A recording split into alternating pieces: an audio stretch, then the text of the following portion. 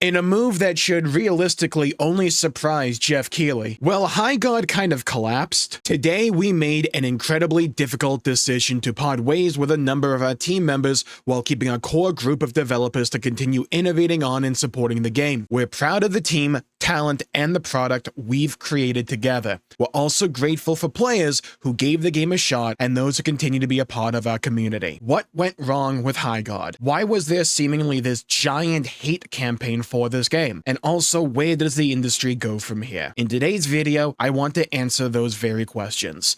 Hello everybody, it's your boy Jmulls, and when will this industry learn? Your light belongs to me.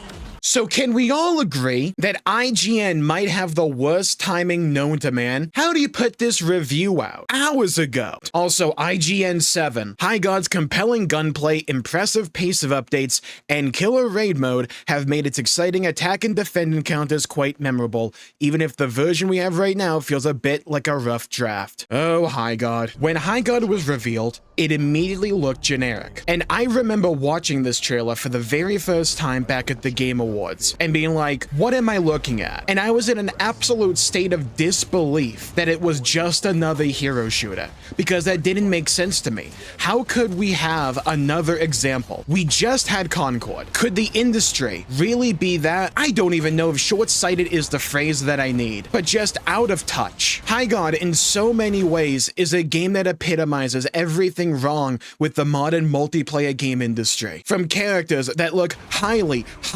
over generic. Nobody looks particularly memorable. Nobody looks particularly compelling. And in a hero shooter, that is an absolute con for a lot of people, because if you're going to ask people to play as these characters, they have to care about not only the characters themselves, but also how they look. Some people may say that's shallow, but it's a reality of the industry. And if you choose to ignore the realities of this industry, you will also go the way of Highguard. And I know that sounds rather brutal, but it is honest. This is an industry steeped in competition. From Overwatch's recent revival to the continued dominance of Marvel rivals, on top of other giant multiplayer games that are out there, you have to be truly excellent. And it really does kind of epitomize in a lot of ways, in my opinion, a quote from the movie Talladega Nights. If you're not first, you are last. People have finite time. When they play a hero shooter like this, chances are they want to play with a bunch of other people. They want to play with a hypers. You have other far more established games and IPs now, with larger audiences, more unique characters, gameplay that quite frankly just looks better as well. If you are not bringing anything cool and unique to the table and you just look like another member of the pack, you are destined to failure. Mediocrity at this point in this industry is bad. It's no longer just average. It's no longer just mid. You are deliberately asking to be competition, standing against other giants in this industry.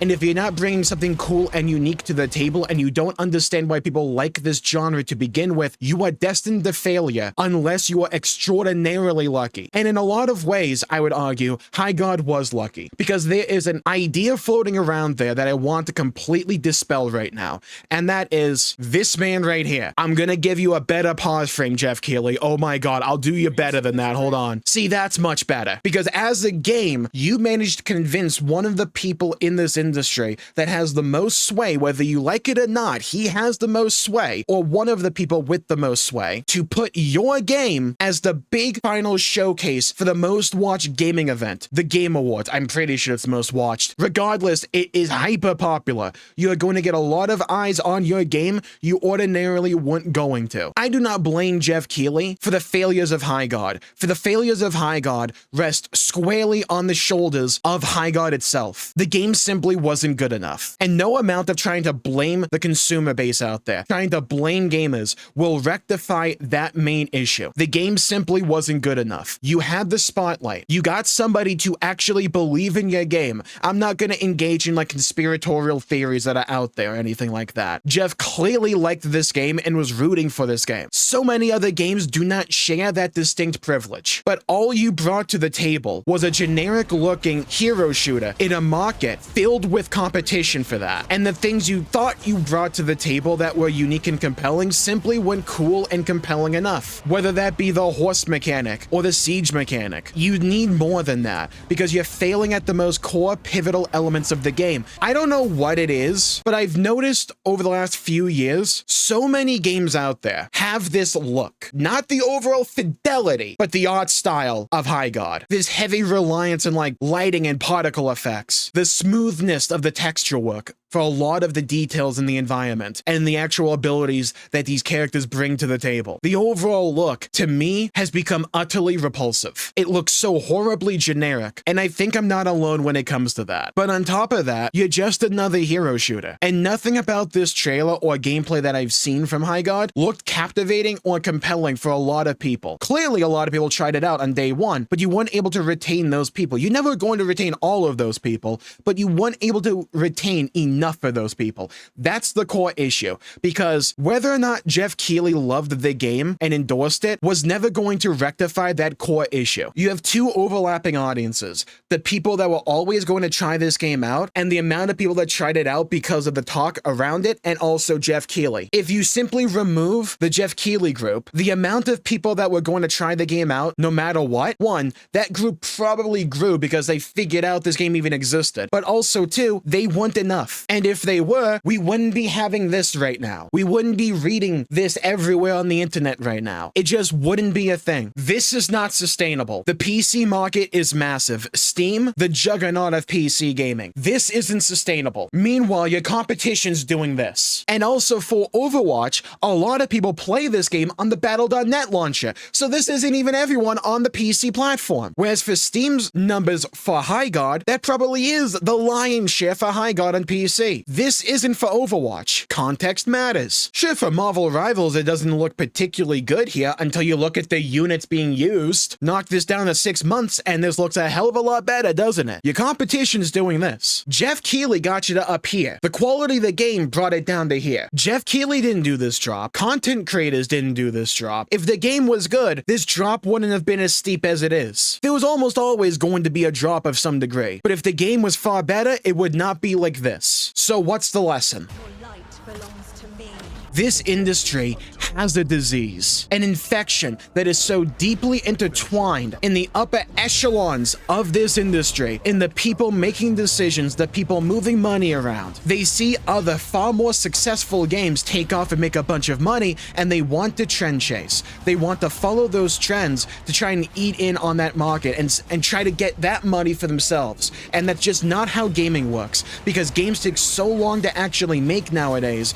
Chances are, when your game finally does come out, you're years late to the party. Those other games, your competition, have had years of development, an iteration of listening to the community and acting on possible feedback. Overwatch did it. Marvel Rivals, I guess, is doing it too. But so many games come late to the party and just think because they're in the party, they deserve an audience. That is not how it works in gaming. It simply isn't. And instead of trying to provide a really cool and unique new experience, you just shovel out the same crap over and over and over again. I'm talking about the industry wide here, not just Highguard, because Lord knows this isn't just a Highguard issue. Who knows? We might be having this conversation in the not too distant future when it comes to Marathon. And we just had this conversation with Concord. PlayStation are one of the prime examples of trying to chase these trends. They see the money these other games are making and they want in on that action. So they just throw a whole bunch of things at the wall and hope something sticks. And luckily for them, they got Helldivers 2 to actually stick,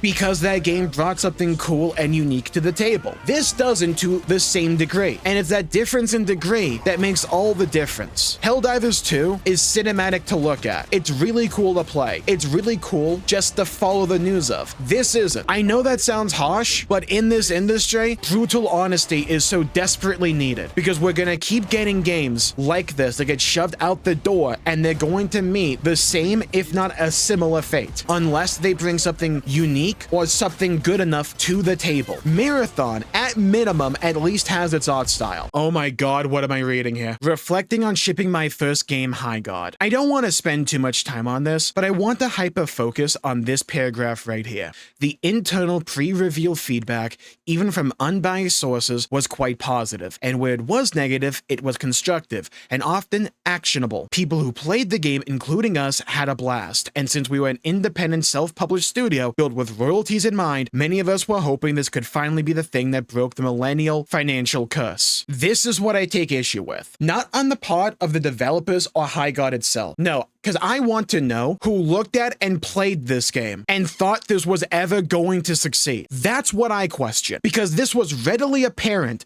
to basically anyone with eyeballs from just the trailer that this game had large systemic foundational issues, from boring and bland character design to an art style that looked wholly generic and a gameplay premise that didn't bring enough uniqueness to the table, that looked like just another one from the crowd. This was readily apparent from just the trailer. And yes, I think there's a lot of people out there, like the review bombing and all that had just wrote it off initially and were never going to give the game the time of day. However, if your game is good enough, that won't matter. If your game is good enough, this won't happen. This industry seemingly has an infection of this positive feedback loop, where at least for Highguard, it told them, yeah, this is good, go with this, roll with it. How is that the feedback that was received? Because I question where it comes from. I don't want to dogpile on Highguard, but the problem is, this is a symptom of a far larger issue in this industry, where far too many games feel like they're nothing more than trying to chase a trend, follow the pack, where you leverage something that people actually wanted to push out the door something people already have 15 of. Again, I'm not here to blame the developers for Highguard. Right now, I'm blaming this, the unbiased sources, because all of this should have been readily apparent, but clearly it wasn't. And the reason people get repulsed and become antagonistic to games like this is because games like this